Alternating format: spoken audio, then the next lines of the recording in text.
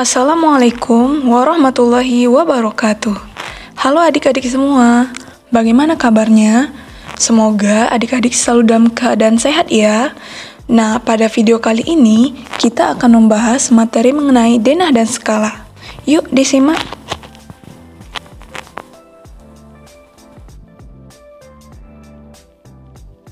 Pernahkah adik-adik mengunjungi Taman Mini Indonesia Indah? Di Taman Mini Indonesia Indah terdapat sebuah danau. Nah, di danau tersebut terdapat miniatur kepulauan Indonesia.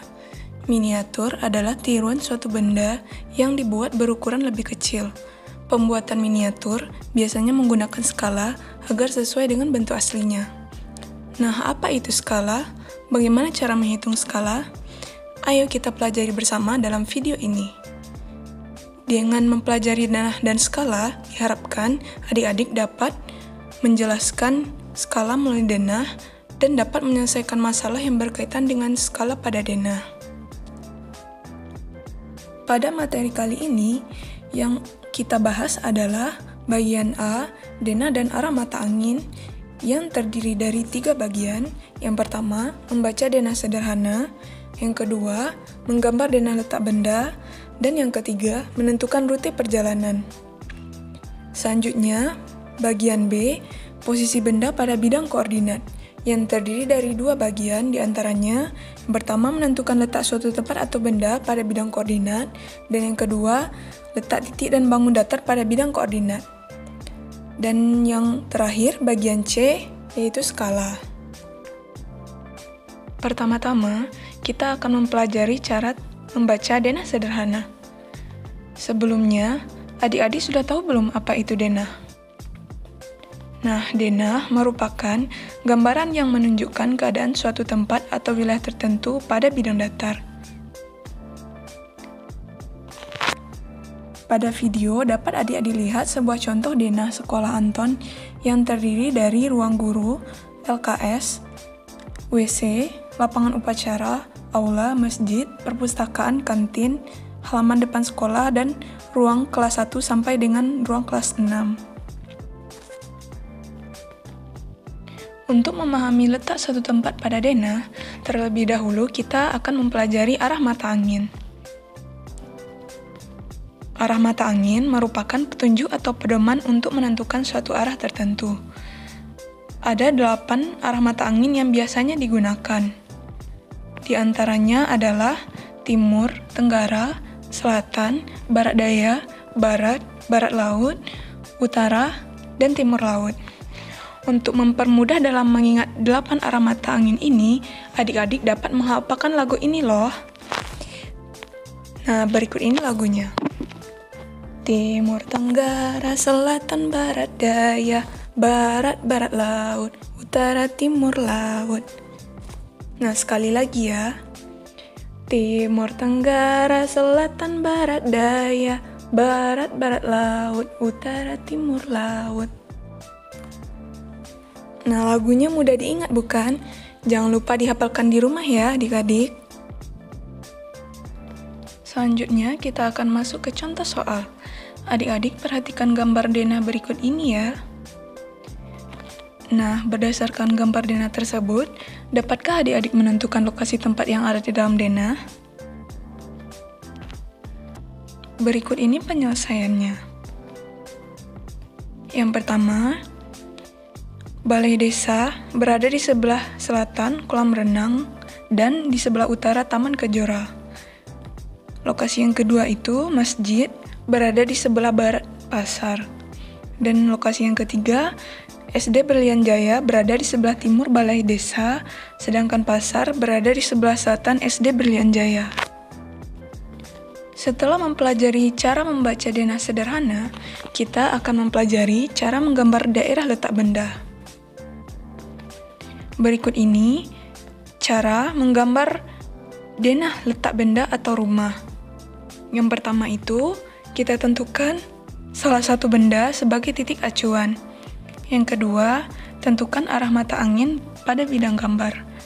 Dan yang terakhir, gambar letak benda yang dimaksud dari titik acuan. Selanjutnya, kita mempelajari cara menentukan rute perjalanan. Adik-adik sudah tahu belum apa itu rute perjalanan? Rute perjalanan adalah arah jalan yang dilalui seseorang saat menuju ke tempat tertentu.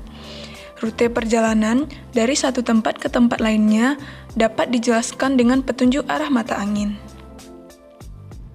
Nah, kita akan masuk ke contoh soal mengenai rute perjalanan. Perhatikan gambar denah ini dengan cermat ya, adik-adik.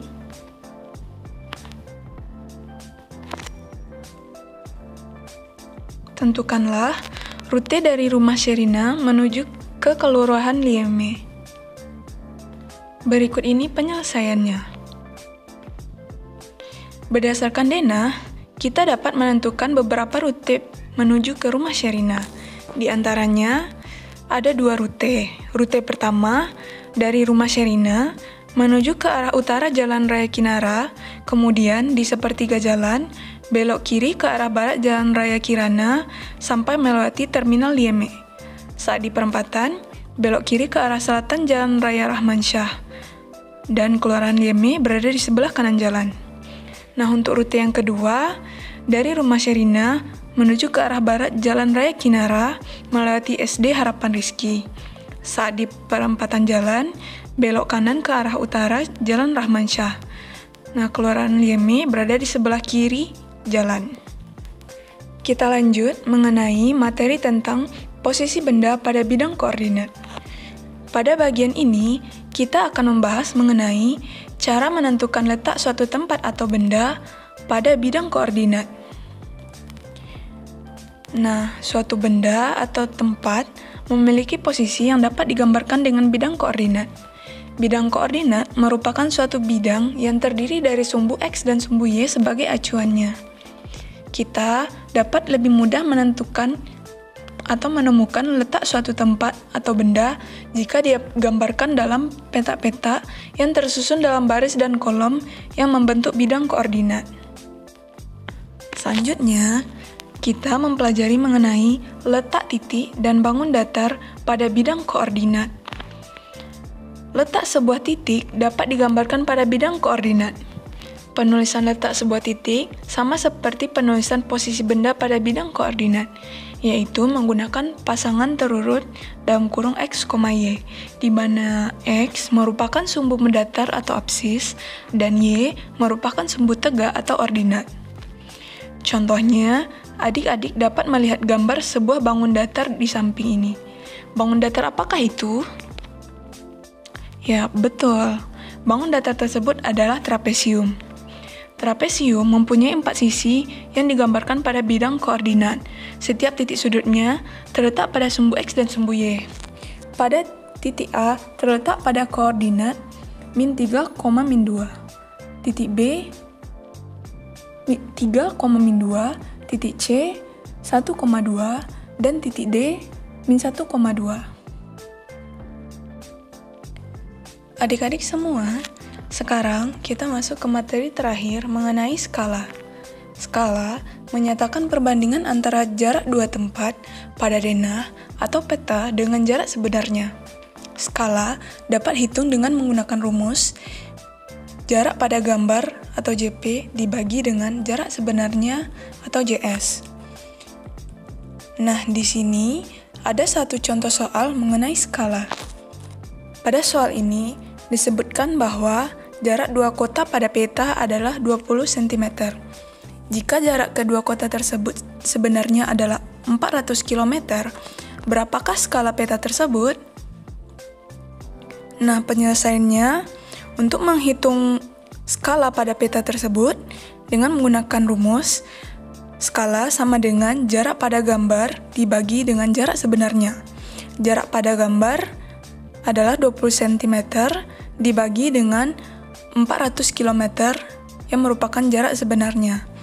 Nah, 400 km ini kita ubah satuannya menjadi cm, sehingga 20 cm dibagi dengan 40 juta cm, sama dengan 1/2 juta. Nah, sehingga kita dapatkan skala peta tersebut adalah 1/2 juta. Sekian materi kita pada video pembelajaran kali ini. Semoga adik-adik dapat memahami materi denah dan skala pada video ini. Dan tetap semangat dalam belajar ya. Jaga kesehatan dan sampai bertemu lagi di video pembelajaran selanjutnya. Wassalamualaikum warahmatullahi wabarakatuh.